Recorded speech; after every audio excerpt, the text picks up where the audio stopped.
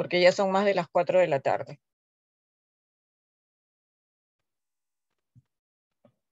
Buenas tardes con todos, bienvenidos al FAB 16. Este es parte de los workshops y lo que vamos a tratar es sobre el trabajo que realizó la red peruana de Fab Labs y sus aliados desde la primera ola de la pandemia. Entonces, voy a darle el coanfitrión a Naldi para que Naldi haga la presentación para que ponga la presentación en el Zoom, mientras yo les voy contando un poco de lo que hemos estado trabajando. En el Perú, empezamos el 2010 con los Fab Labs. Y esta red ha ido creciendo poco a poco. En el 2011 se implementó el primer laboratorio de fabricación digital en la Universidad Nacional de Ingeniería, una universidad pública. Y de ahí fue creciendo. Al 2015 ya teníamos 3 Fab Labs.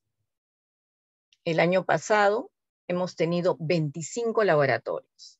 Además, Fab Lab Perú es el supernodo latinoamericano más o menos encargado de coordinar el trabajo de más de 250 Fab Labs que hay en la región. A nivel global, tenemos, como la mayoría de ustedes ya saben, más de 2000 Fab Labs. Siguiente. Bueno, todos sabemos que los Fab Labs son espacios de creatividad, innovación, inventiva e investigación. Lo genial aquí es que estos espacios van con niños, jóvenes, personas adultas, hombres, mujeres, en verdad, es un espacio abierto, y abierto justamente para dar soluciones locales. Y cuando vino la pandemia, cuando vino la pandemia, justo estábamos en medio de digitalizar talleres y digitalizar parte de las capacitaciones, incluyendo a los docentes de los colegios. Entonces, digamos que sin querer, nosotros ya habíamos implementado parte de esta plataforma que después nos ha servido, ¿no?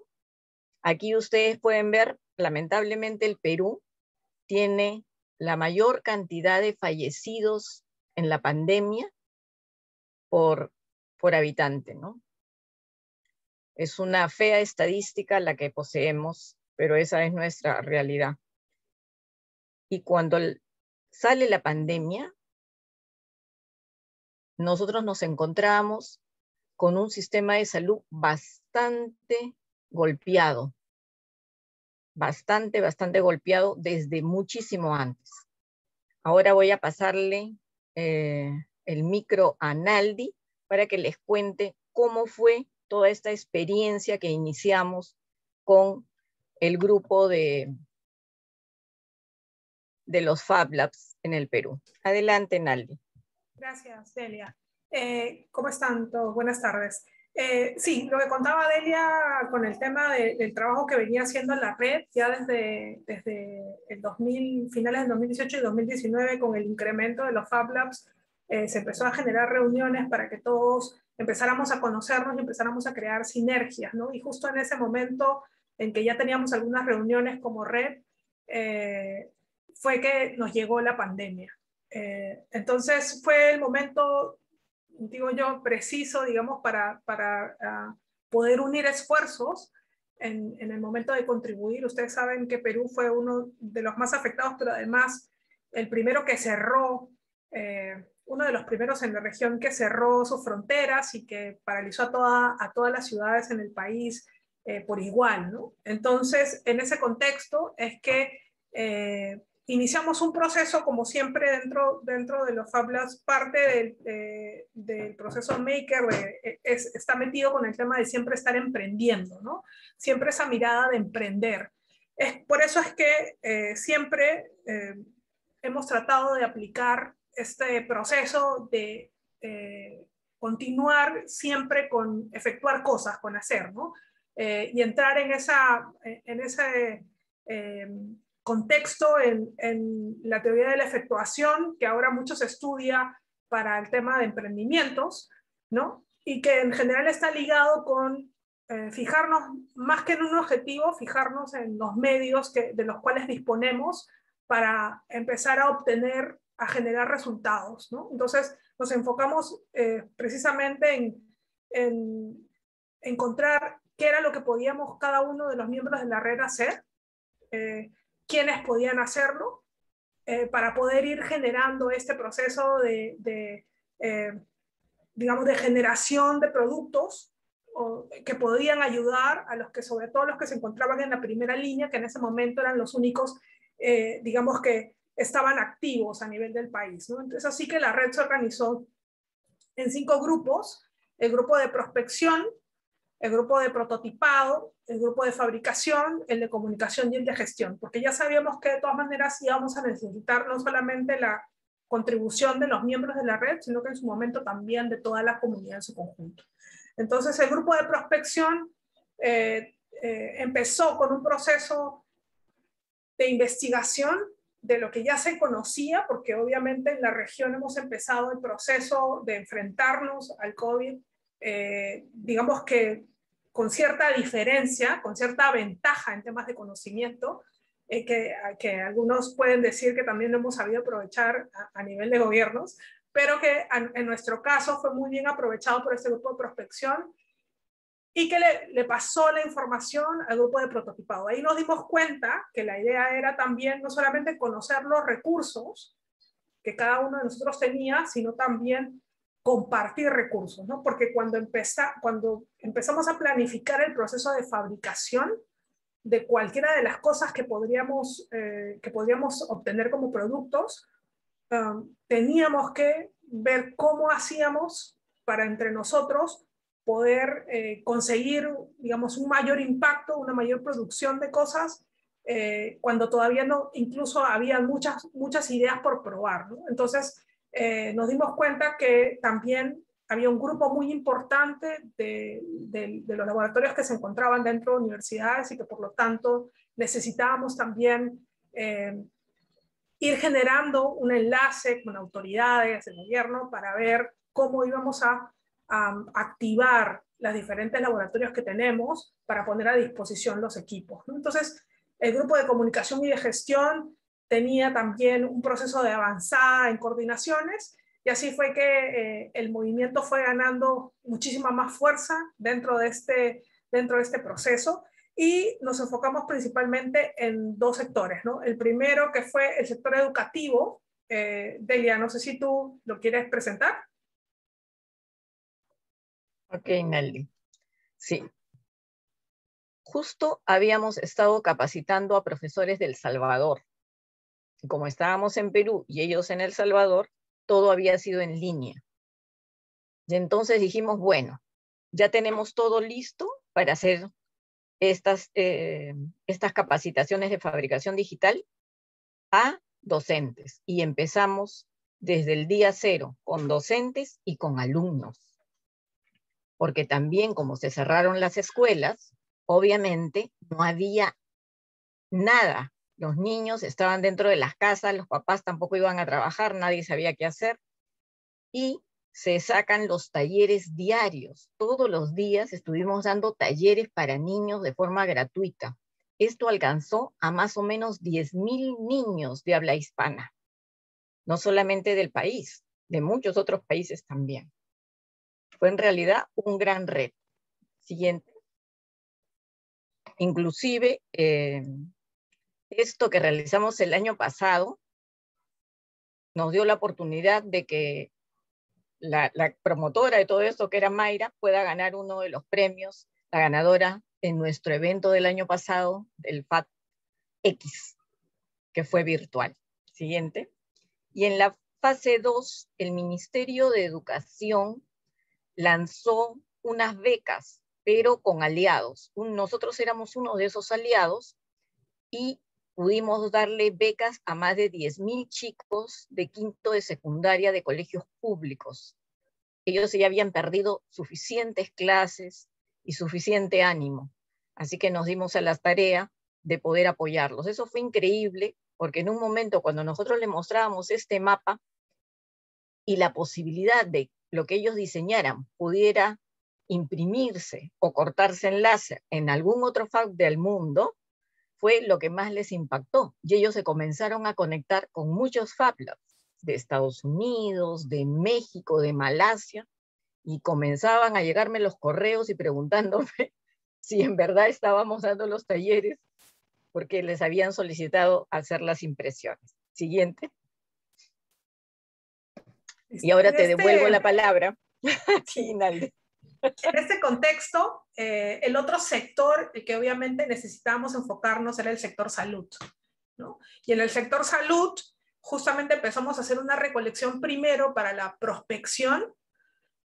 Sabíamos que los primeros medios con lo que contábamos era con el conocimiento que ya se venía, sobre todo desde el lado europeo, ¿no? De los diferentes diseños en face shield, en protectores faciales, diferentes diseños en válvulas, en iniciativas que ya se venían dando en ese lado del mundo, y lo que hicimos fue primero hacer en este proceso de prospección, seleccionar cuáles podían, digamos, ser contextualizados, ser probados aquí, también haciendo el calce con la disponibilidad de recursos que teníamos en el país, ¿no? Porque, como les decía, se cerró toda actividad económica, ¿no? Al cerrarse toda la actividad económica, también teníamos que ver qué empresas, qué productos, se cerró incluso, se cerró diferentes tipos de, digamos, actividad portuaria, ¿no? Entonces había que trabajar con todo el material disponible. Se empezaron a validar diseños en temas ergonómicos, pero también en temas de los materiales que podíamos usar, porque muchas cosas venían, digamos, con algunas sugerencias de tipos de materiales para utilizar que aquí no estaban disponibles, ¿no? Entonces había que hacer prueba con los materiales disponibles, en los espesores disponibles, con los reemplazos que podíamos tener en cuanto a sujetadores y a diferentes accesorios que fuimos trabajando. Paralelamente a este proceso, el tema era poder contar con los recursos de equipamiento que eran los Fab Labs, ¿no? Y en ese proceso, tanto el área, el grupo de gestión y el grupo de comunicación fueron los que empujaron los permisos, ¿no? Por eso era trabajar con un primer aliado que fue muy importante, que fue el Ejército del Perú, a través del Ministerio de Defensa, que fue con quienes empezamos a hacer las primeras pruebas de prototipos, sobre todo de los face shield, para que nos, digamos, nos ayudaran en el proceso de apertura, porque había que también sobrepasar todas estos temas legales e institucionales que debíamos romper para poder aperturar todos los laboratorios, ¿no? Entonces, en ese proceso es que empezamos recién, ya una vez abiertos los laboratorios, a ponernos, digamos, la siguiente meta con los medios que ya teníamos abiertos, que ya no solamente era quedar con los prototipos finales locales, sino ya empezar a producir y empezar a repartir. Entonces empezamos una primera relación con algunos integrantes del sector salud, hospitales, con doctores, a quienes podíamos entregarle las primeras donaciones para poder, a partir de ahí, ya viendo que estábamos entregando los protectores faciales, poder enlazarnos con el sector privado, ¿no? Hicimos una campaña, incluso con personas, con individuos de la comunidad, donde hacíamos el programa 1+1, ¿no? Tú te compras uno, porque no había, el contexto que nos gustaría que entiendan era que en el país no había materiales de protección, de equipos de protección personal. Entonces, mientras que con la comunidad trabajábamos una táctica de 1+1, que alguien adquiriera uno para donar otro, con el sector privado también hicimos lo mismo, ¿no? En ese proceso empezamos también a recibir solicitudes de donaciones de provincias, porque la mayoría de los Fab Labs, muchos de los Fab Labs que están localizados en Lima, que es la capital, donde tenemos 10 millones de habitantes, ¿no? Pero ya las regiones empezaban a sentir el crecimiento de los casos y las muertes por COVID. Entonces había que crear, aliados para poder trabajar en las ciudades y empezar a reconocer recursos en las regiones, y también aliados que pudieran ayudarnos en lo que podíamos fabricar aquí, poder distribuirlo en las diferentes regiones, ¿no? Y en regiones hay regiones que pueden estar de aquí a 3, 4 horas de Lima, como hay regiones que uno tiene que tomar un vuelo de hora y media o 1 hora para llegar a la zona, ¿no? Aparte, había entonces que mapear las diferentes alianzas con las diferentes entidades que podrían ayudarnos en estos procesos, ¿no? Y así fue que empezamos a llegar a muchas más regiones, ¿no? Pudimos llegar con enlace con las diferentes escuelas profesionales de médicos, escuelas profesionales de enfermeras, con asociaciones sin fines de lucro, que nos ayudaron también en el envío, en la distribución, con representantes de organizaciones religiosas, ¿no? A partir de ahí empezamos a crear y también a unirnos con iniciativas de personas individuales que habían empezado a crear sus asociaciones, la Asociación de Makers del Perú, ¿no? Habían los makers frente al COVID, que también se empezaron a unir. Nos empezamos a dar cuenta que habían personas en regiones que tenían impresoras o que tenían cortadoras, que se aunaron en todo este proceso, hasta poder sentir que ya a esta cantidad de actores distribuidos podíamos pensar en una campaña de crowdfunding para poder llegar a más personas, ¿no? Todo esto estamos hablando en el contexto de la mitad de la primera ola, donde fuimos avanzando hasta llegar a una alianza con Naciones Unidas a través del PNUD, y donde ya iniciamos la campaña de cascos de vida, ¿no? En este contexto, lo importante ha sido trabajar en una validación de productos y en una producción distribuida, ¿no? Que nos permitiera llegar a diferentes regiones, que nos permitiera también ayudarlos a cada uno en diferentes lugares a gestionar permisos de apertura, a gestionar, a compartir el conocimiento, depende de procesos o de formas de distribución o de formas de empaque para la distribución, ¿no? Porque no es solamente la fabricación del producto, sino que llegue de manera segura a cualquier región. Entonces había mucha información por compartir, y en ese contexto de la gran cantidad de beneficiarios que fuimos teniendo es que logramos que el Ministerio de Salud nos aperturara, digamos, un espacio, el grupo de innovación y trabajo de tecnología para fabricación digital para el sector salud.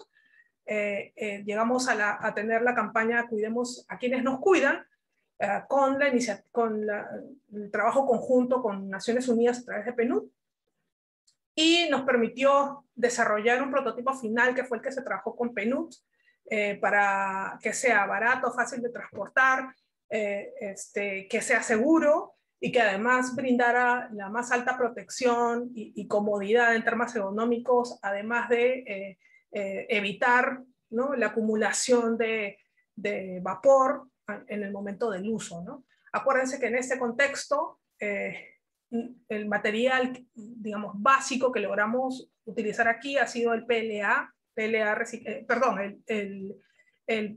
plástico reciclado. En ese momento conseguimos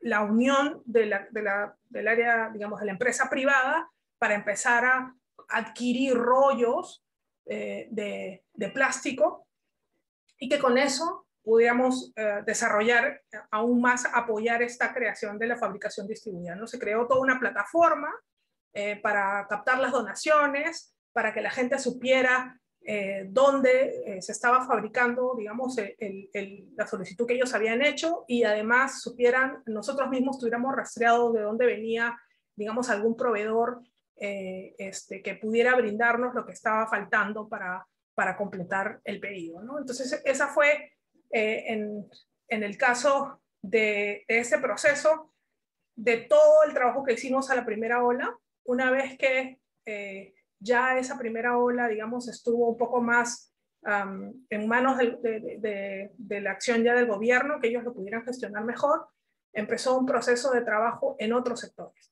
Y aquí uno de esos adicionales es el tema de mercados. Delia. Sí. El mercado de abastos en Latinoamérica tiene mucho impacto, ¿no? Porque la mayoría de las familias todavía compran en los mercados de abasto frente a los supermercados. Entonces nosotros tuvimos la idea con el PNUD también de poder trabajar soluciones para los mercados porque se convirtieron en un momento en los focos de contagios. Siguiente. Y tuvimos varias áreas en las que pudimos trabajar con los mercados, ¿no? Primero, levantar data territorial, ver cómo podíamos ejercer algo de economía circular, cómo poder trabajar con los mismos comerciantes y con diseñadores de nuestros FAPLAS para encontrar soluciones en los mercados. En verdad fue un trabajo muy bonito y esto continúa todavía. Es un trabajo que está en proceso. Luego hemos hecho con esta misma metodología que es de simbiocreación, que es cómo hacer que muchas cabecitas con ideas increíbles se puedan juntar y hacer cosas juntos.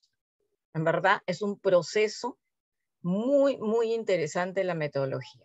Es una metodología además que nace con Benito Juárez, desde Perú, y que la hemos compartido y seguramente van a haber algunos otros workshops dedicados a esto. Y pudimos hacer en el año pasado el diseño de esta máquina que es de código abierto para poder fabricar barbijos o mascarillas. Siguiente.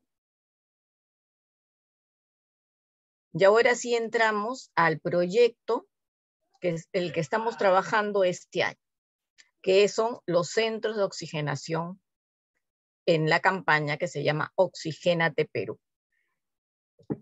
En la segunda ola, lamentablemente en nuestro país, no había oxígeno y la gente moría por falta de oxígeno. Los costos de los balones de oxígeno eran realmente leoninos, carísimos, y muchas personas que no tenían dinero, pues morían. Así nuestras cifras también de fallecidos crecían. Entonces, había un antecedente ya que dentro de lo que es el gremio de la Sociedad Nacional de Industrias, crearon un programa, Respira Perú, para ver cómo podían ayudar. Y hicieron varios centros de oxigenación, ¿no? Y también, por otro lado, el Ministerio de Salud de Perú sacó una norma por los centros de alojamiento temporal, porque había muchas personas que estaban hacinadas y a veces había un enfermo, pero ese enfermo no podía aislarse. Entonces crearon estos centros de aislamiento temporal para que puedan ellos estar separados de su familia, pero bien atendidos. Siguiente. Y es así que empezamos a reunirnos, a reunir a personas que en la primera ola habían estado en los proyectos de respiradores mecánicos, en los proyectos de cascos de oxigenación, en los proyectos de cánulas de alto flujo. Y lo más interesante es que todos, y a veces sin conocernos personalmente, abrieron la posibilidad de poder trabajar juntos una solución que presentarle al país. Y así nos juntamos y así presentamos estas soluciones. Siguiente. Y el objetivo es justamente apoyar en la emergencia sanitaria del COVID-19 con centros de oxigenación de bajo y alto flujo y dar soporte en la implementación de los centros temporales de oxigenación, implementación en equipamiento y asesoría en infraestructura y recursos humanos. Siguiente. El Centro Temporal de Oxigenación es un servicio médico 24/7. Y como es un servicio médico, nosotros teníamos que buscar alianzas de todas maneras con el Ministerio de Salud. Como ya habíamos trabajado en la primera ola, nosotros también empezamos la articulación con el Ministerio, que hoy en día ya es una articulación mucho más unida. Siguiente. Entonces, teníamos dos propuestas. de estos centros con bajo flujo y de estos centros con alto flujo. Implementación de equipamientos, asesoría en el acondicionamiento de la infraestructura y la recomendación de recursos humanos. En estas recomendaciones de recursos humanos, más bien, el ministerio sí, obviamente, lleva la batuta porque ellos, los recursos los tienen ellos, ¿no? Y ellos conocen mejor su área porque es la salud su principal tema. Siguiente. Con respecto a los equipamientos, entonces nosotros nos decidimos por recomendar los concentradores de oxígeno. Pero ¿qué pasa con los concentradores? Al Perú llegaron los concentradores con unos precios altísimos. Se empezó a especular una barbaridad, llegando a costar en soles más de 20.000 soles cada concentrador. Eso es como $6.000, más o menos. O sea, era realmente caro. Entonces, una persona que no podía acceder, en verdad, estaba como condenada, ¿no? Entonces, nosotros dijimos que se hagan estos centros para justamente favorecer a las personas más vulnerables. Siguiente. Para cómo dar oxígeno para alto flujo. Ahora ustedes van a escuchar a nuestros siguientes ponentes, que son en realidad los desarrolladores de toda esta maravilla.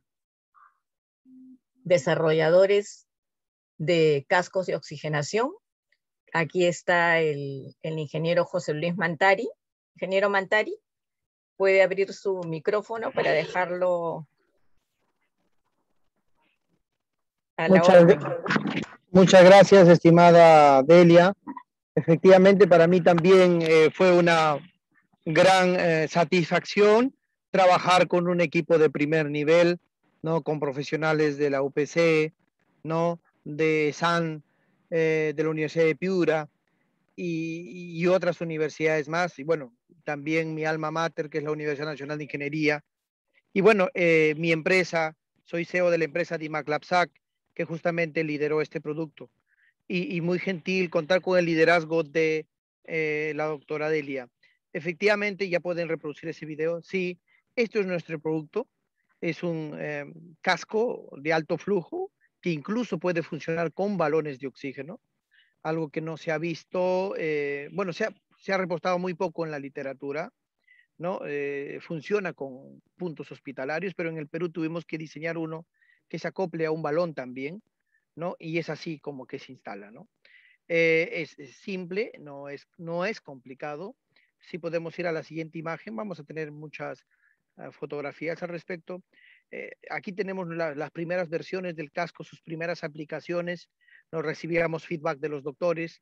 Teníamos que aplicarlo en campo, teníamos que instalar el sistema, ¿no? Que tiene, por cierto, prácticamente el 100% del equipo estructural aerodinámico es peruano, pero los accesorios son importados, accesorios que también hemos empezado ya a desarrollar con nuevas formas de presurizar el casco, con nuevas formas de inyectar para producir incluso en mayor cantidad. Ahora podemos producir hasta 1.800 a 2.800 cascos por día, que con FabLab Perú podríamos en todas las regiones extender esto a 5.000 por día. Definitivamente el trabajo en equipo pues nos permite llegar lejos. Podemos pasar a la siguiente diapositiva, por favor.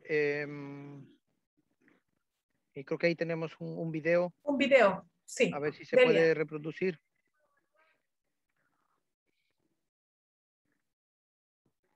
Delia, ¿nos compartes el video?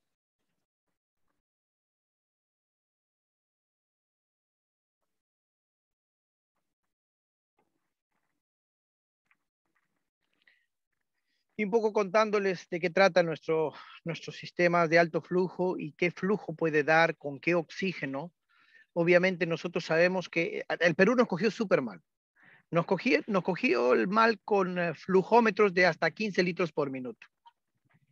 Entonces, con flujómetros de 15 litros por minuto poco se puede hacer, ¿no? Los sistemas de alto flujo, cánulas de alto flujo, y acá hay un experto en el tema, no me va a dejar mentir, no puede funcionar, ¿no? O puede funcionar limitadamente con flujómetros de 15 litros por minuto, ¿no?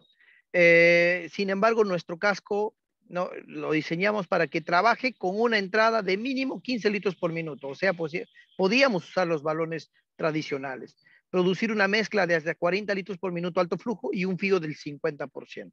O sea, sí cumplíamos con los requisitos internacionales mínimos y los doctores pues sabían que sí podíamos usarlo en pacientes. Ahí le muestro una serie de imágenes de pacientes en diferentes hospitales, ¿no? Con diferentes presiones. Obviamente nosotros tuvimos que hacer un estudio de que la variabilidad de presiones en los hospitales podía causar problemas y obviamente teníamos que ir a la mayor cantidad de lugares. Este es un mapa, ¿no? Ahí ven 3 pacientes con el casco en un mismo hospital. Esta era nuestra idea, ¿no? Siempre ver a los pacientes con el mejor equipo de alto flujo que la literatura había reportado, ¿no? Y, que no, y obviamente esto se demuestra en los resultados que ustedes ven ahí. En todo momento la mejora es hacia arriba, ¿no? Siguiente, por favor.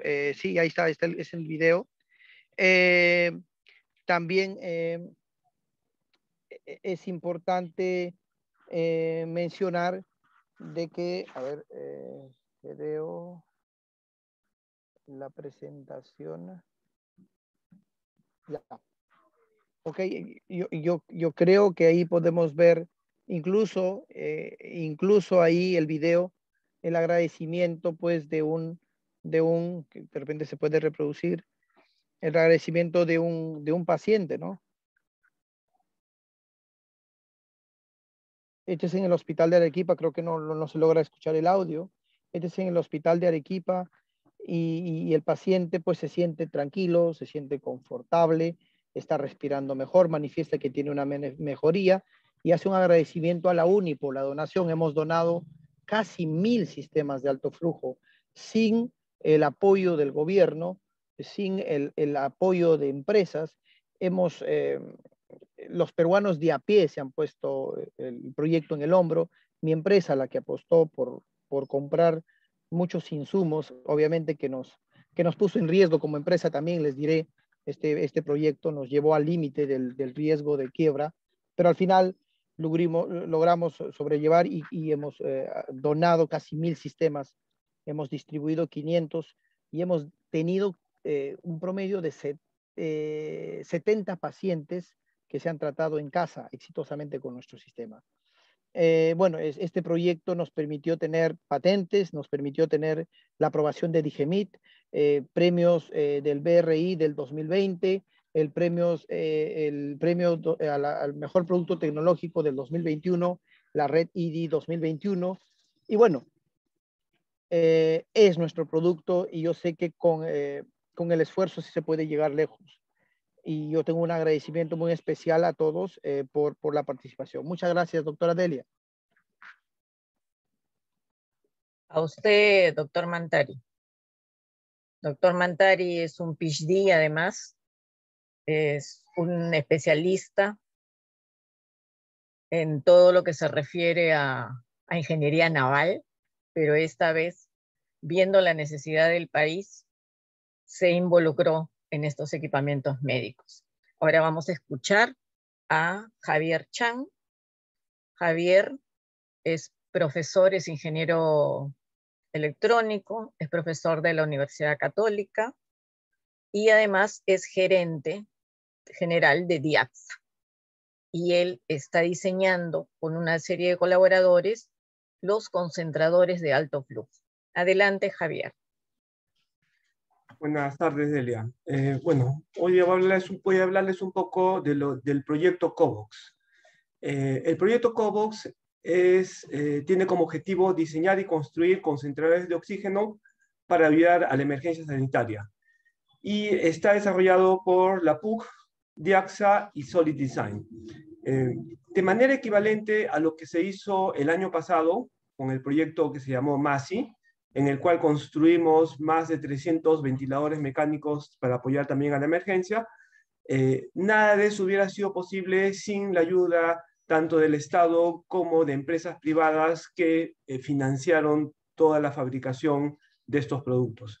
En este caso, para el proyecto COVOX, pues contamos con el apoyo de Fondesit, los dispositivos médicos de la PUC, el Instituto de Tecnologías de Producción, ASBank, Santander, Banco GNB y Banco Pichincha.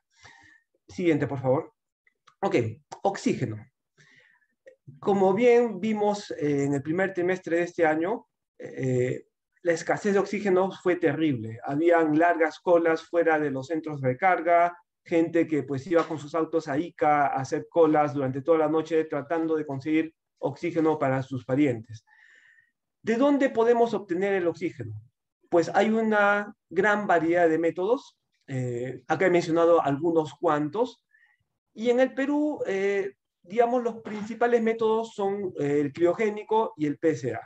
El criogénico es el método que utilizamos, mayormente las grandes empresas lo utilizan para lograr pues, el oxígeno líquido con concentraciones superiores al 99%. Y el método de absorción por cambio de presión, también llamado PSA, es el que utilizan los generadores y concentradores de oxígeno. Además, hay otros métodos derivados del PSA o equivalentes, por ejemplo el BSA, que es basado en vacío, o métodos híbridos como un BPSA o eléctrico como un SA. Existen métodos basados en membranas de polímeros que separan el hidrógeno del oxígeno, e inclusive hay métodos como los que de repente hemos visto en nuestra etapa escolar, donde hacíamos nuestros experimentos con agua y un poco de ácido para separar con un poco de electricidad el hidrógeno del oxígeno. Regresamos, la anterior, por favor. El oxígeno está presente en el aire que respiramos. Básicamente el aire que respiramos es 4/5, un 78% de nitrógeno y casi un 21% de oxígeno. El tercer elemento sería el argón, con casi un 1%, un 0.9%, y todo lo demás está por debajo del 0.1%. Dentro de esto, algo que quiero mencionar, que lo voy a retomar después, es el tema del vapor de agua, que varía mucho dependiendo de la localización geográfica. A nivel del mar tenemos de repente grandes cantidades de humedad y no tanto, por ejemplo, en sierra. Siguiente, por favor. Entonces, el método que nosotros estamos usando en COVOX es PSA. Y para esto, un punto de arranque para aquellos de ustedes que quieran, pues, hacer algún tipo de desarrollo en concentradores de oxígeno es seguir las especificaciones que da la misma OMS. Acá hay un par de documentos de la OMS, uno del 2015, otro del 2021, y donde podemos encontrar especificaciones de concentradores de oxígeno. Siguiente, por favor. Por ejemplo, en el primer documento pueden encontrar un esquema de funcionamiento, esquema que hemos utilizado también como base para nuestro desarrollo.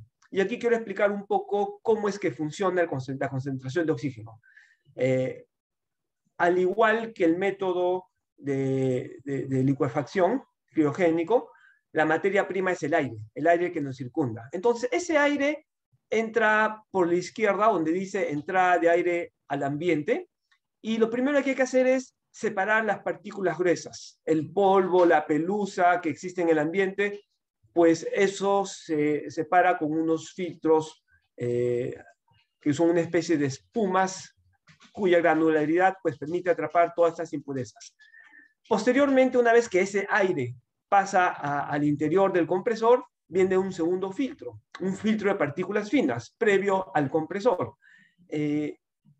Lo vemos en la parte central superior. Este compresor eleva la presión del aire de una atmósfera, lo eleva hasta casi 3 bares, o más o menos unos 42 psi, y esto pasa al corazón del concentrador, que son las torres de zeolita. Esas torres de zeolita, bueno, antes de las torres de zeolita, vemos que hay un elemento que se llama el intercambiador de calor. ¿Por qué? Porque el compresor, por su naturaleza de funcionamiento, tiene fricción y produce mucho calor. Entonces, el aire sale caliente del compresor y hay que bajar la temperatura con un intercambiador de calor. Hay un elemento más que no está mencionado en este esquema muy general de la OMS, pero ya cuando uno va implementando estos sistemas, se da cuenta que la humedad es un factor que afecta, la humedad que también está presente en esa pequeña porción que mencioné en el cuadro anterior. Entonces, esa humedad puede llegar a saturar la zeolita que está en los tubos que están más adelante. Entonces, en este punto es importante saber cómo lidiar con ella, ya sea que la expulsemos en el exhaust, en la salida de nitrógeno, que es lo que viene después, o ya sea que pongamos un filtro de agua, que fue el caso que nosotros hemos hecho. Entonces, después del intercambiador de calor, hemos puesto un filtro de agua y eso entra a los tubos de zeolita. Hay un conjunto de válvulas cuyo funcionamiento voy a explicarlo en la siguiente diapositiva, que regula o direcciona el flujo de aire a 3 bares hacia los tubos de zeolita de manera alternativa. ¿Qué hacen estos? ¿Qué sucede dentro de estos tubos de zeolita? Lo que sucede es la concentración del oxígeno. Hay elementos, la zeolita es un elemento que absorbe el nitrógeno y de esta manera separa pues, el oxígeno, que es 1/5, del nitrógeno, que es 4/5 en el aire, en volumen. Y el nitrógeno que no deseamos sale a través, bueno, se regresa al ambiente a través de un silenciador, para que no genere sonido al momento de generar ese flujo de salida.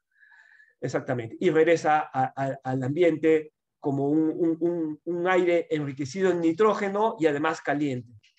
Y hacia la parte inferior, pues las válvulas direccionan lo que es el producto. ¿Qué cosa es el producto? El producto es el oxígeno, con concentraciones que oscilan entre 93 más o menos 3% hacia el depósito del producto, que no es más que un tanque. A la salida de este tanque que acumula el oxígeno, existe un regulador de presión. La presión que finalmente tiene que llegar al paciente no es muy alta. Estamos hablando de presiones que no exceden los 50 o 55 psi. Un último filtro EPA para eliminar cualquier otro residuo o bacterias. Y finalmente, a efectos del concentrador, viene lo que es un flujómetro, que cumple una doble función. Tanto la regulación, típicamente se utilizan en rangos de 2 a 10 litros por minuto en los concentradores clásicos. En el que estamos diseñando uno que llega hasta 15 litros por minuto. Entonces, el flujómetro te ayuda tanto a regular como a medir el nivel de concentración, a medir el nivel de flujo de oxígeno resultante. Adicionalmente, en los equipos concentradores tenemos que poner alarmas que indican si el nivel de concentración está baja, lo cual significa que tenemos algún tipo de medidor de oxígeno. En nuestro caso usamos medidores de oxígeno basados en ultrasonido, dado que la velocidad del sonido en el oxígeno es diferente a la del aire, que es una combinación de elementos. También tenemos que tener sensores de temperatura por si hay un exceso de temperatura en el compresor, o sensores de presión por si la presión se dispara en alguna parte del sistema. Siguiente, por favor. Aquí vemos un poco más en detalle en qué consiste el PSA, o el Pressure Switch Absorption, o la absorción por cambio de presión.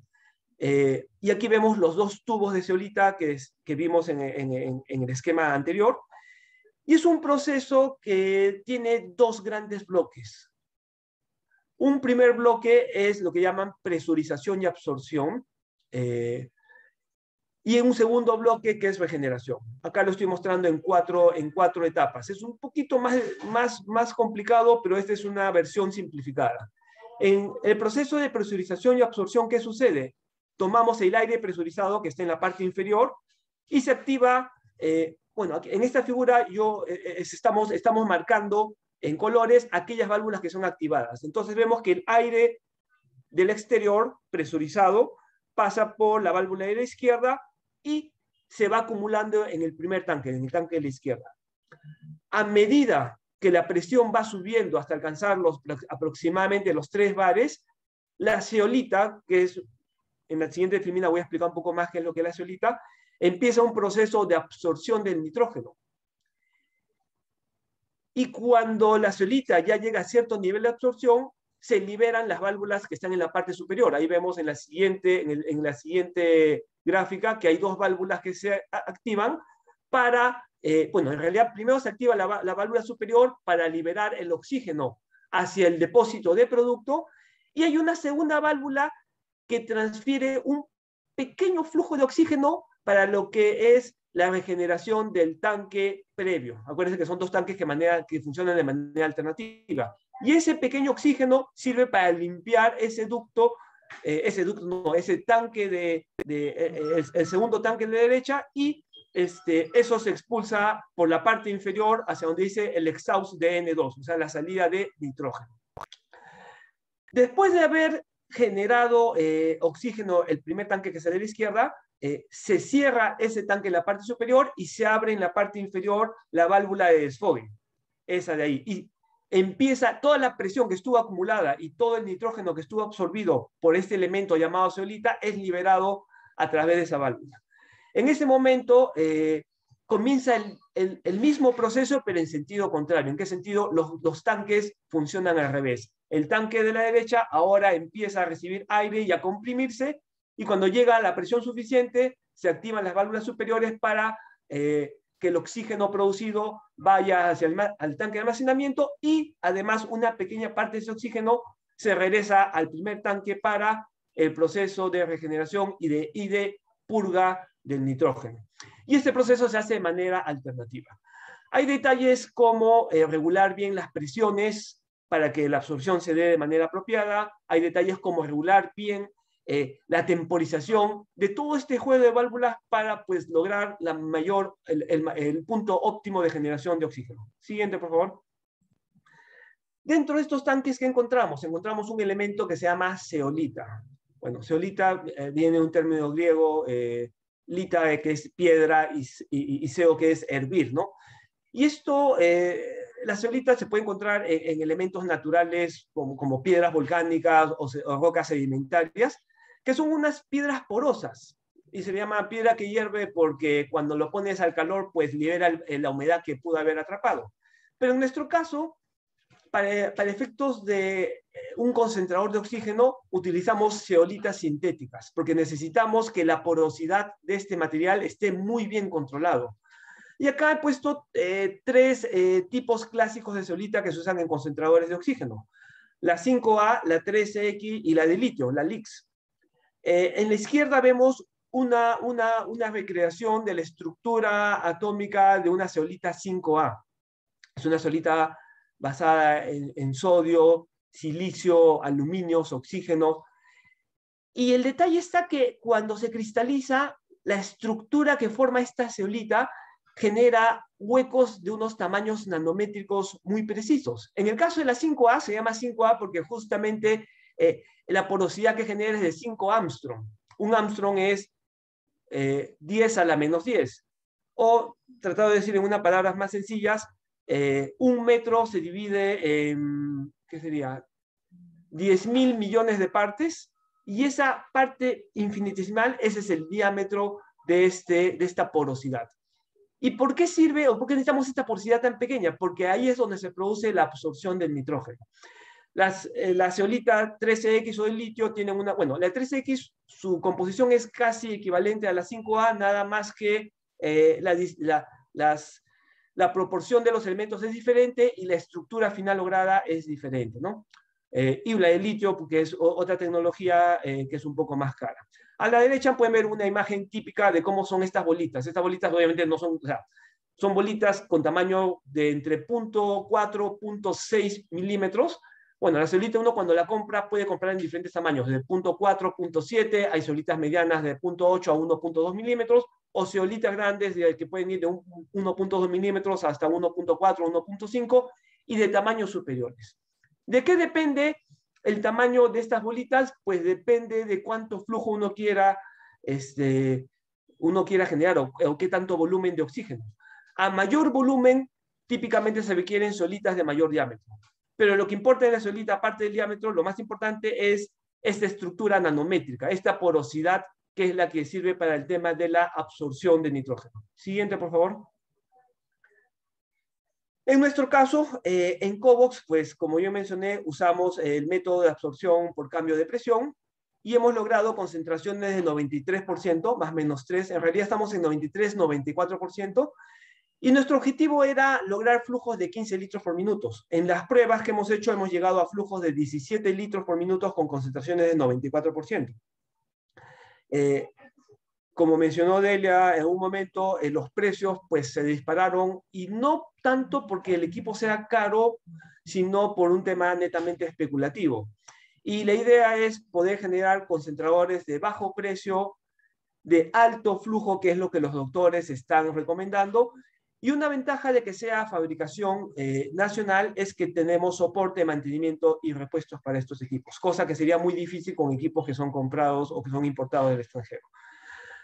Adicionalmente, como son equipos diseñados y desarrollados localmente, nos permite hacer upgrades, como un upgrade que está todavía pues, está en el tintero para la siguiente versión, que es llegar hasta flujos de 60 litros, controlando el porcentaje de fío y la temperatura.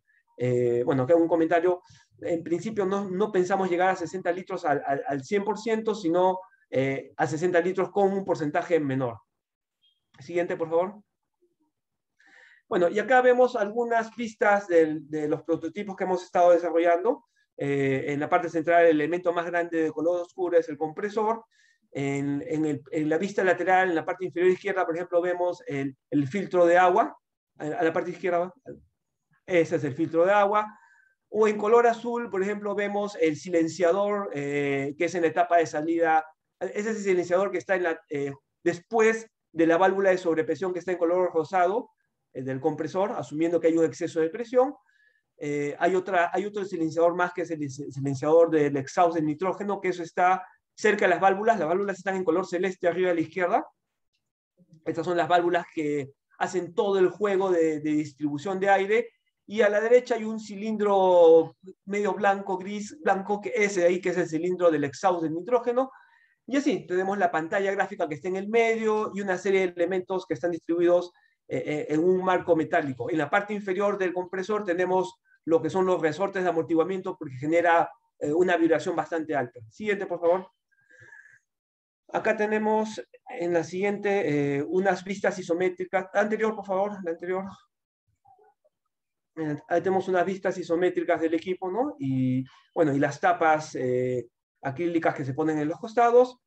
Y en la siguiente podemos ver un poco las figuras reales o las fotos reales, tanto de cómo comenzamos en la mesa, en el laboratorio. Bueno, el compresor lo pusimos en el piso porque pesaba mucho. Y a la derecha podemos ver un pequeño video del equipo ya ensamblado. El equipo actualmente está empezando su proceso de validación en los laboratorios de la Católica, para paralelamente empezar con el proceso de certificación por parte de DIGEMIT. Muchas gracias. Muchas gracias, Javier.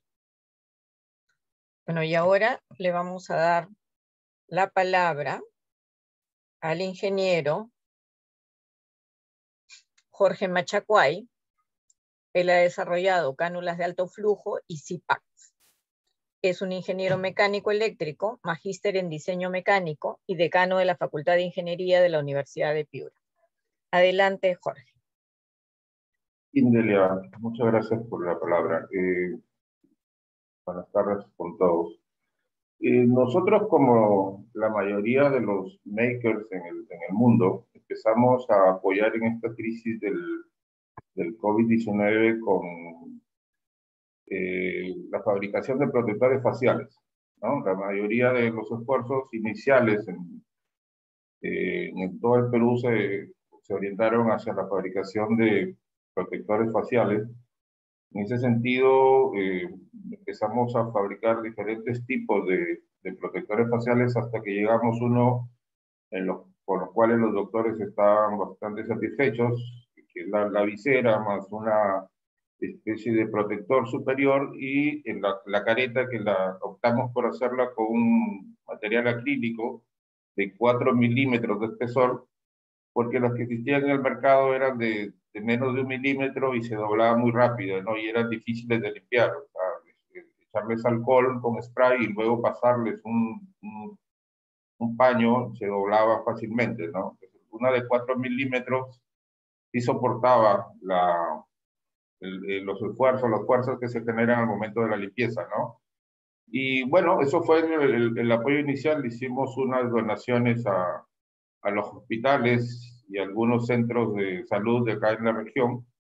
Y luego de ese apoyo empezamos con otros tipos de diseño de fabricación. Por ejemplo, un cubículo de protección para los doctores, que fue lo que nos pidieron ellos, para que ya existen en otros lados, pero que no se tenían disponibles en la zona. Como comentaba Naldi al inicio, recordemos que durante la pandemia se cerraron fronteras, se cerraron los viajes interprovinciales. Nosotros, la Universidad de Piura tiene una sede en Lima, pero la principal está en región, ¿no? Es en la región norte del Perú, que está a más de 1000 kilómetros de la capital, ¿no? Entonces estamos un poquito alejados y aislados, entonces teníamos que facilitarles a los doctores los insumos que no se podían traer de otra zona, ¿no? Fabricamos estos protectores, unos cubículos, y que era para el proceso de intubación de pacientes, ¿no? Cuando están en UCI y hacer el intubado de los pacientes, necesitaban este cubículo para evitar el contagio de ellos, ¿no? Es una protección que ellos nos solicitaron.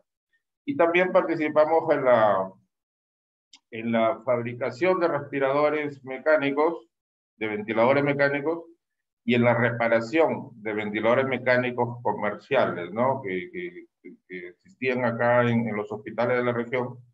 Reparamos 4 ventiladores mecánicos, que parece poco, pero si tenemos en cuenta que en todo Piura en ese momento habían solamente 16 ventiladores mecánicos para los pacientes de UCI de COVID-19, pues 4 es una cantidad bastante representativa, ¿no?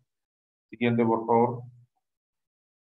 Luego, durante la segunda ola, el mes de agosto del año pasado, 2020, los doctores nos llegaron con un requerimiento, que era el querer ventilar a los pacientes con mayor cantidad de oxígeno. Aquí recordemos que el tratamiento del COVID era, a los pacientes que llegaban con baja saturación se les colocaba oxígeno con mascarillas de Venturi,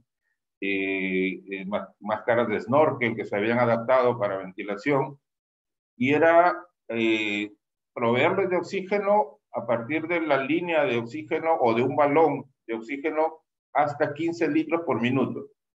Cuando hablamos de un flujo de 15 litros por minuto o menos, se está hablando de bajo flujo.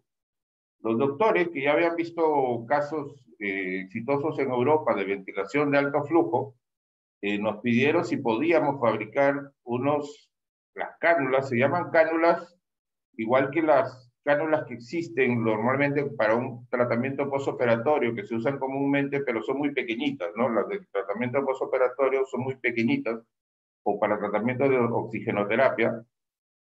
Ellos querían algo similar, pero de mayor tamaño. Lo que sucede es que en el Perú, en esos momentos, no existían, no habían este tipo de cánulas disponibles en todo el Perú. Entonces nos pidieron que hiciéramos un diseño, como muestra esa diapositiva. Probamos, calculamos, hicimos un modelo CFD para ver el flujo, vimos una forma ergonómica y pudimos diseñar un modelo para fabricar este tipo de cánulas, ¿no? En esa época hemos fabricado más de 200 de estas cánulas que las donábamos a los pacientes que llegaban con receta o a los hospitales directamente, ¿no? Y solamente comentar que actualmente ya hay en el mercado, o sea, como luego se abrió el mercado y ya se han traído, pero estas cuestan 120 soles, más o menos unos $35. La Universidad de Piura las donaba, ¿no? Al igual que FabLab, cuando les cedimos el diseño, las fabrican para donarlas, ¿no? Solamente comentar que en casos de plena pandemia se han llegado a vender estas cánulas por alrededor de 300 o 400 soles, ¿no? Que es, como decía Javier Chan, no por lo que cuesta en sí, sino por la especulación, ¿no? Dada la escasez de materiales que había en ese momento, ¿no? Siguiente, por favor. Estas son unas muestras de las cánulas ya en FabLab en Lima, con la empresa 3D Ray. que ya empezó a fabricar en mayor cantidad estas cánulas de alto flujo. Una foto de las piezas ya fabricadas. Siguiente, por favor. Bueno, ahí está la empresa 3D Rey, que es la que apoyó en la fabricación a FabLab Perú, ¿no? Luego, como ya se pudieron adquirir los hospitales, por lo menos acá en la región de Piura, y sé que en Lima y otras regiones también, pudieron adquirir las cánulas comerciales. Lo que faltaba ahora es el equipo que está detrás del tratamiento de alto flujo con cánulas nasales. ¿Qué sucede? El oxígeno todos sabemos que que viene frío y seco, ¿no? Está a baja temperatura cuando sale del balón de oxígeno o de la línea de oxígeno, sale a baja temperatura y es seco. Entonces, para cuando se hace un tratamiento de bajo flujo, solamente lo que se hace es humidificar. Por eso es que vemos que o en los hospitales o en las casas, cuando se hace tratamiento con oxígeno, vemos de la salida del balón de oxígeno que hay una especie de un vaso, ¿no? Un vaso, un recipiente con agua, que es la que se obliga el oxígeno a pasar a través de esta agua y sale el oxígeno humidificado. Eso es cuando es bajo flujo, porque no hay mucha cantidad de oxígeno que llega al paciente y entonces solamente se humidifica. Cuando estamos hablando de un tratamiento de alto flujo, que son para pacientes de COVID moderado, que es un tratamiento, no podríamos decir innovador, pero que en el Perú no se aplicaba antes, ¿no? Antes no se aplicaba, porque o se aplicaba el tratamiento de bajo flujo hasta 15 litros por minuto, y con ese tratamiento no mejoraba, directamente pasaba al proceso de intubación, pasaba a UCI, por lo cual la demanda de camas UCI era altísima. Lo que se propuso es que los médicos propusieron este tratamiento de alto flujo para pacientes moderados.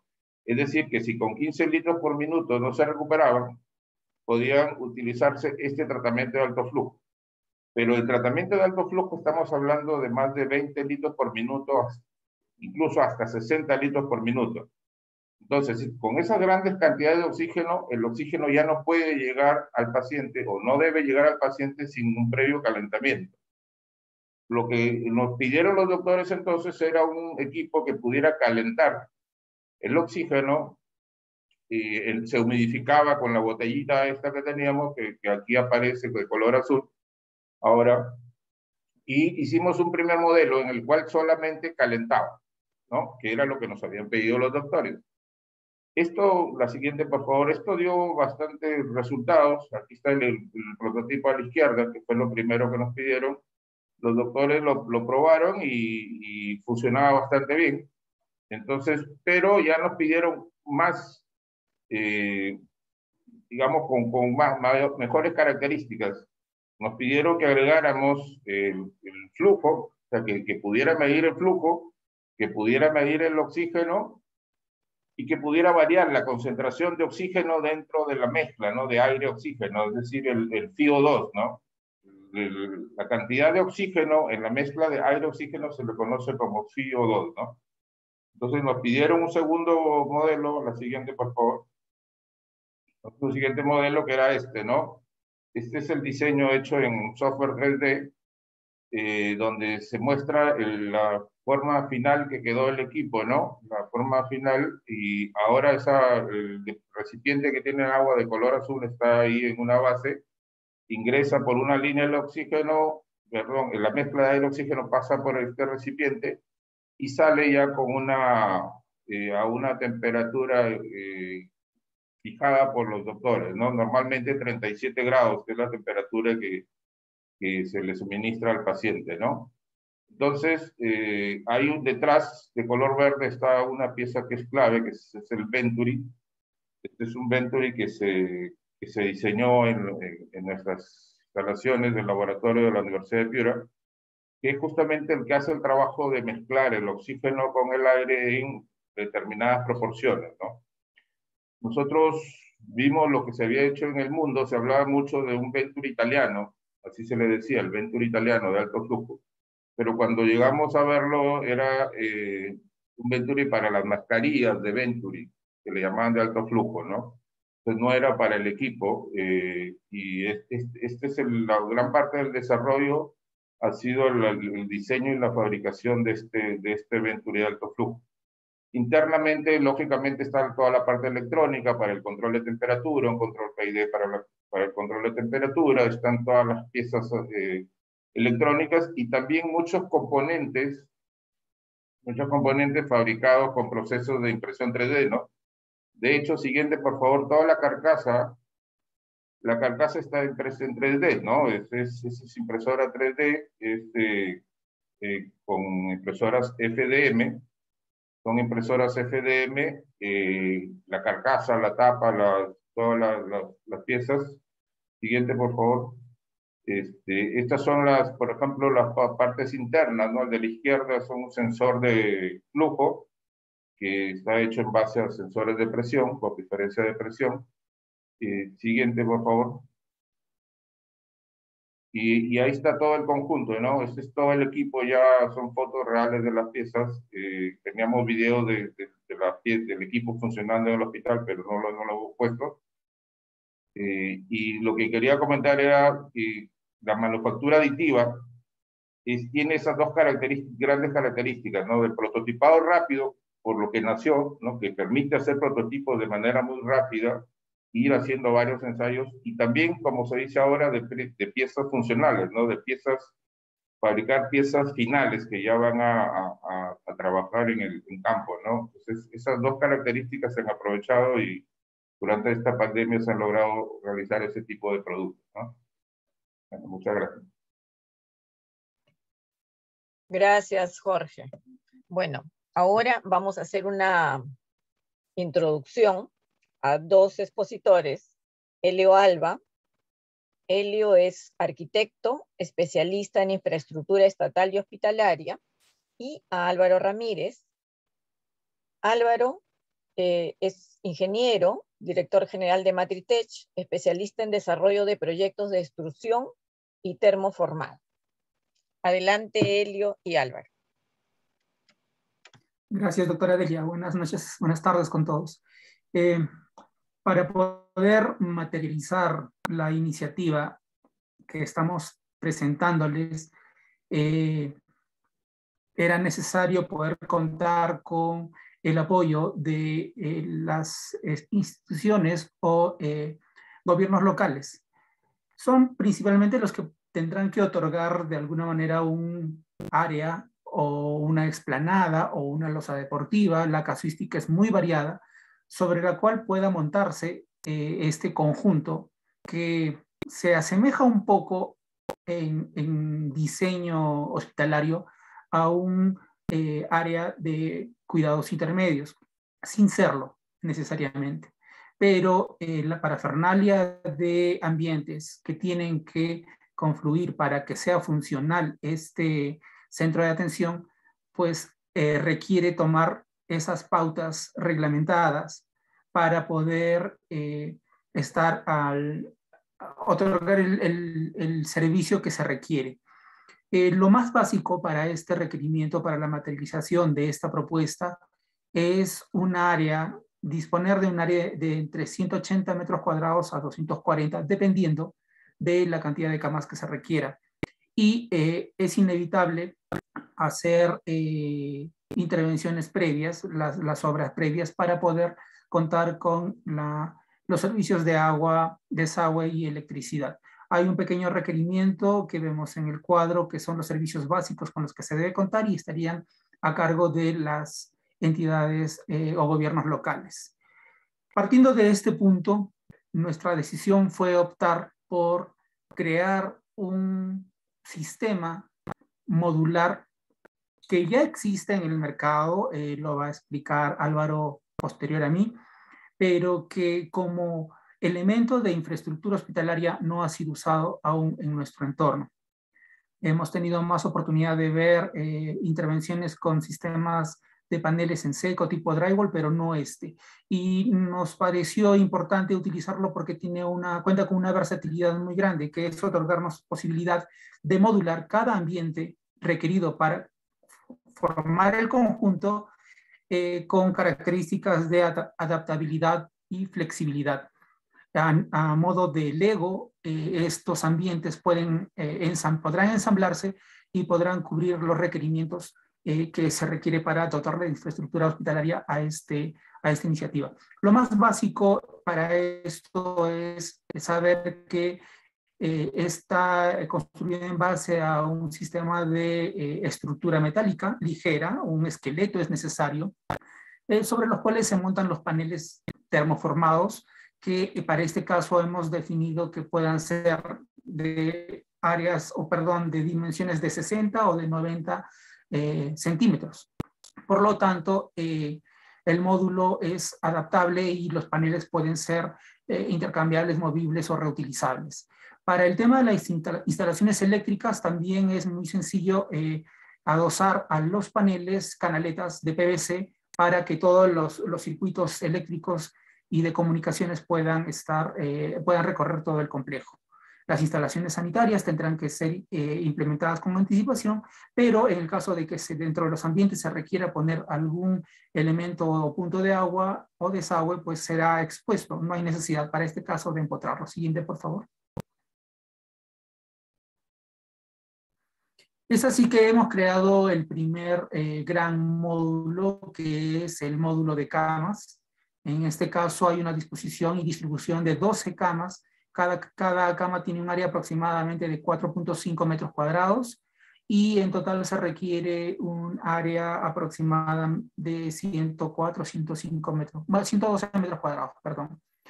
Los paneles modulados van a crear el cerramiento y contamos también con un sistema de poder tener el sistema de ventilación cruzada que se requiere en este tipo de instalaciones. El siguiente, por favor.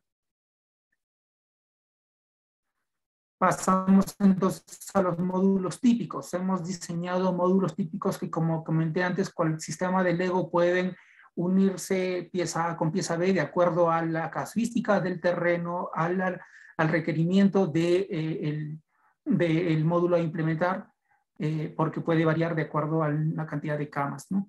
Los módulos tipo B son los que corresponden a los servicios higiénicos para paciente.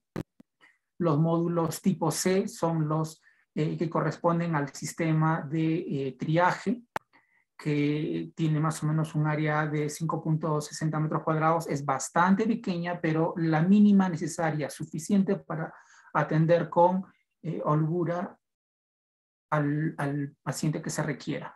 Indispensable es tener un área de camillas y de sillas de ruedas conexa al área de espera, porque contemplamos que las diferentes opciones de implementación de esta infraestructura recaerán en condiciones climáticas variadas.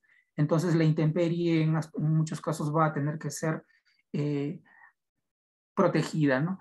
Siguiente, por favor. Seguimos con los módulos tipo E, que es también una parte muy importante neurálgica dentro del sistema a proyectarse. Es el área de personal. También estará disponible para asuntos administrativos pequeños. Un módulo tipo F que le hemos llamado al depósito de consumibles, fundamental también para guardar todos los equipos de protección personal, algunos medicamentos y requerimientos que se necesiten. Módulo tipo G es el área de vestidores, en este caso discriminado para damas y varones, con casilleros y zona de lavabos para poder generarse el protocolo, desarrollarse el protocolo para poder mantener el buen estado de salud del personal que laborará en estos centros de oxigenación. Siguiente, por favor. El módulo tipo H es un complemento a los vestidores, es un lugar imprescindible para la desinfección y el retiro de equipos de protección personal, con también un pequeño almacén y disposición de alcohol y papel toalla, porque los cambios exigidos para la atención a los pacientes con COVID-19 requieren un protocolo muy especial que necesita de esta infraestructura. El módulo tipo I es un pequeño vestidor y ducha para el personal que va a laborar en el centro de oxigenación, y puede multiplicarse, o sea, de acuerdo a la cantidad de personas que trabajen, pueden ser 1, 2 o 3, y la disposición también estará en torno a el área de personal, área de vestidores, etc.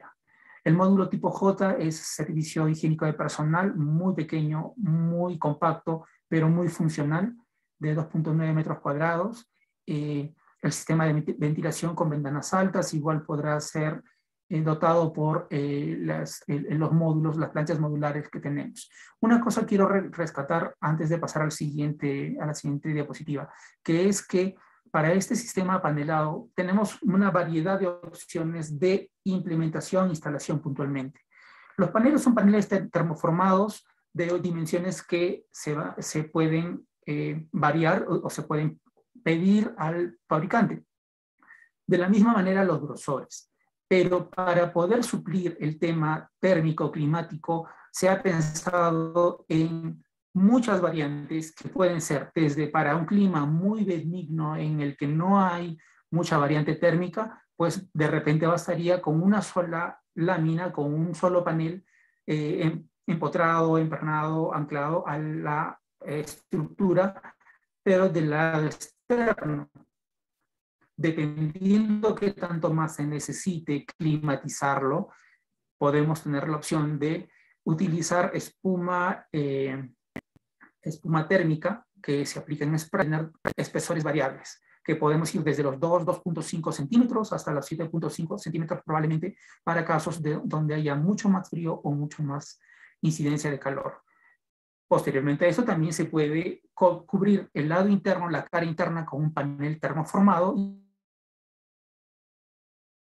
y de esa manera tendríamos un sándwich térmico tanto para las coberturas verticales como para los techos, lo cual nos permite además tener la posibilidad de que ya no contemos con equipos de climatización tipo aire acondicionado, y la instalación sería mucho más ágil. Esa es la razón por la cual hemos optado por decidir el planteamiento principal en base a módulos, porque la respuesta tiene que ser muy ágil para la implementación de este sistema de módulos para la atención a pacientes COVID en estos centros de oxigenación temporal.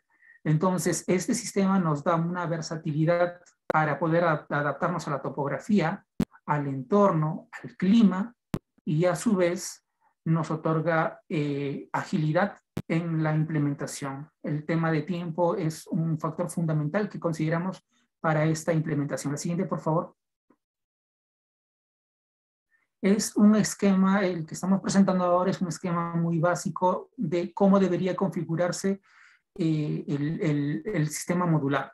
El eje principal es el área de camas de hospitalización, conexo al área de personal, que tiene que estar a su vez vinculado al área de vestidores, desinfección, consumibles.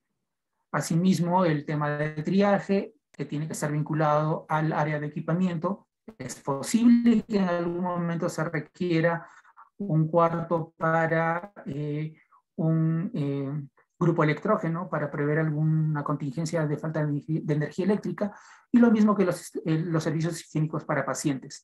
Mostramos al costado también ambientes según el área mínima que se requiere, lo cual en suma nos da un área de 180.60 metros cuadrados para una capacidad de internamiento de 12 personas, de 12 pacientes.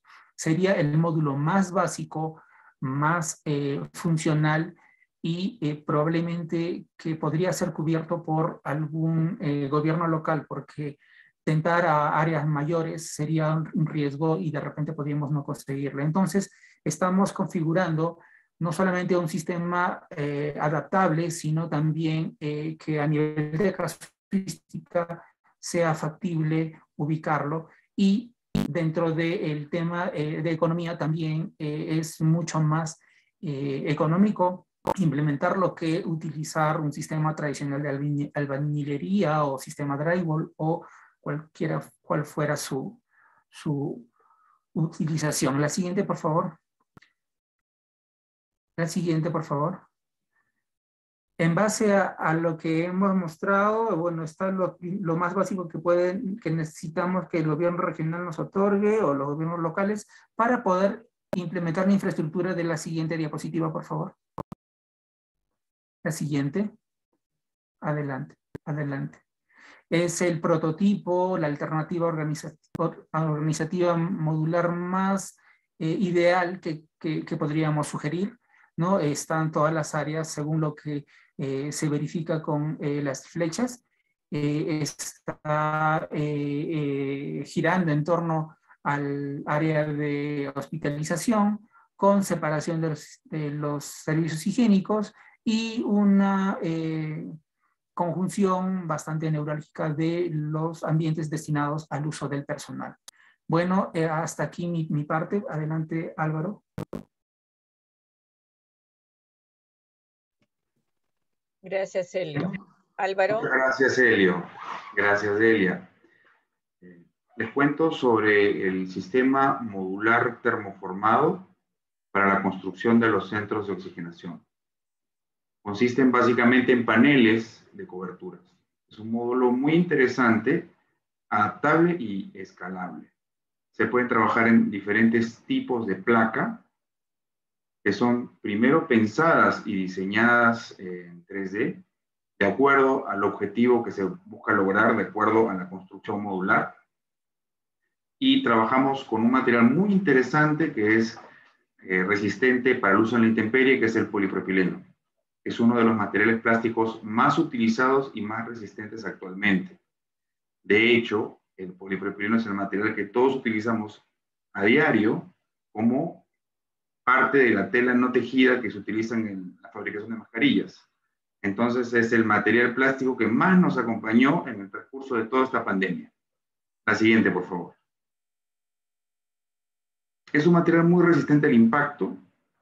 Es uno de los más resistentes, de hecho. Soporta 130 grados de temperatura. Se le pueden agregar aditivos, tales como color, protección UV. No requiere ningún tipo de pintura, acabado adicional, y es totalmente reciclable. La siguiente, por favor. La primera etapa de la construcción del módulo es la fabricación de la lámina. Nosotros fabricamos placas que tienen anchos hasta de 1,20 m, 1200 milímetros, espesores de hasta 4 milímetros y estructuras de varias capas. Esto nos permite tener, por ejemplo, una terminación del lado exterior y otra del lado interior, de tal forma que podamos aprovechar la luz, hacer partes interiores blancas y otras aplicaciones especiales para cada tipo de lámina. La siguiente, por favor. Luego tenemos el proceso de termoformado, que es contando ya con el diseño 3D y la matriz, termoformamos estas placas, les damos formas 3D según el tipo de panel que hayamos elegido. La siguiente, por favor. Aquí tenemos, por favor.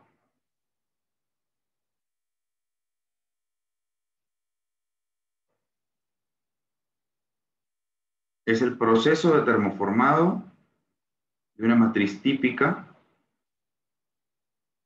en una máquina. La placa copia la forma 3D del molde. El molde que nosotros utilicemos para el desarrollo del módulo. La siguiente, por favor.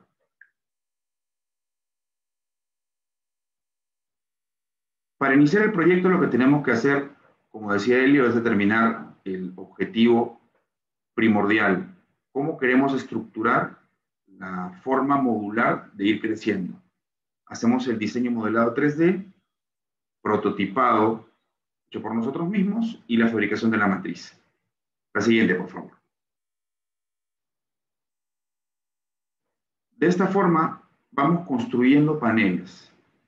Hay paneles orientados específicamente para el techo, hay otros que tienen formas laterales, hay paneles que van dirigidos a ser partes de la estructura donde va la puerta, otros donde va la ventana o los módulos que necesitemos.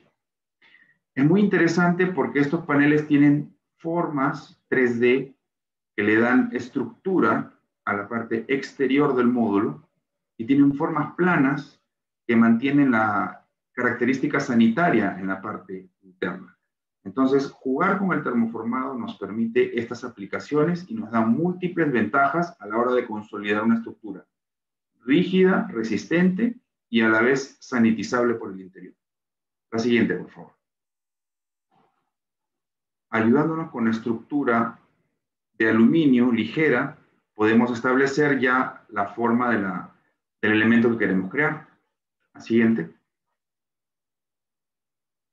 Placas planas de color blanco en el interior, apoyadas en la estructura, y zócalos sanitarios complementan la unidad que queremos crear. De esta manera podemos ir desde pequeños lugares de triaje, pasando por servicios higiénicos, hasta grandes espacios donde tenemos que ubicar las camas. Estos mismos sistemas nos permiten también crear elementos de separación entre cama y cama, a diferentes alturas, incluir ventanas e incluir diferentes aspectos de la construcción. Siguiente, por favor. Aquí tenemos unas vistas básicas de cómo se pueden plantear unos módulos pequeños, y esto es escalable a mayores tamaños. La siguiente, por favor. Unas vistas genéricas de nuestra planta. La siguiente. Y con esto lo que planteamos es un elemento que da resultados, tiene propósito y, por supuesto, es sostenible porque está hecho todo con materiales reciclables. Muchas gracias. Muchas gracias, Álvaro y Helio. Bueno, todo este esquema, toda esta propuesta, nosotros la hemos brindado al Ministerio de Salud. Y con el Ministerio de Salud estamos haciendo una articulación para visitar los centros de salud de primer nivel donde haya posibilidades de instalar estos centros de oxigenación temporal. La verdad, nos sentimos bastante satisfechos del trabajo que hemos hecho. Ustedes pueden ver cómo se han buscado las soluciones a un problema real que existe. Estamos a puertas en esta región de la tercera ola. Ya hasta tienen más o menos fecha de inicio. Y creemos que este tipo de planteamientos y ofrecimientos concretos con prototipos validados pueden servirle al país para mostrar cómo, articulando con sociedad civil, con nuestros laboratorios, con los empresarios, se pueden lograr cosas maravillosas. Yo no sé si alguno de ustedes tuviera alguna pregunta. Ahora es el momento.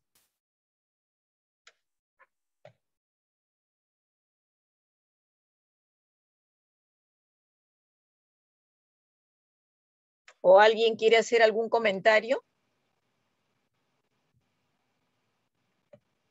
Creo que en el marco, Delia, de lo que veníamos conversando con el tema de pensar siempre en los fines, en los medios que se tienen disponibles para llegar a unos primeros fines y cómo nos vamos replanteando en el camino, yo creo que el recorrido nos muestra eso, que la red trabajó con los recursos disponibles y fue luego aperturando diferentes puertas, diferentes ventanas, por decirlo de alguna manera, para poder ir creando otros fines en el proceso y a estas alturas seguir aportando a enfrentar esta situación, este contexto de la COVID-19 en nuestro país, que como sabemos pasa en muchos países a nivel de la región latinoamericana, donde los sistemas de salud ya de por sí venían con un problema, arrastrando un problema de cobertura, de infraestructura, de equipamiento, y donde es la acción de ciudadanos civiles y organizados con un interés simplemente netamente de contribuir, que se trabajan, que están abiertos a trabajar de manera conjunta para poder aportar a la sociedad, ¿no? Yo creo que ahí es lo importante resaltar ese proceso. Así es, Naldi. Bueno, si no hay preguntas, entonces daremos nosotros por terminado nuestra participación hoy día. Ya nos hemos pasado también de la hora y les agradecemos mucho a los que nos han seguido por las redes del FAB 16 Montreal y esperamos vernos muy pronto. Un abrazo y sigamos adelante, creando y colaborando. Buenas tardes. Buenas tardes a todos.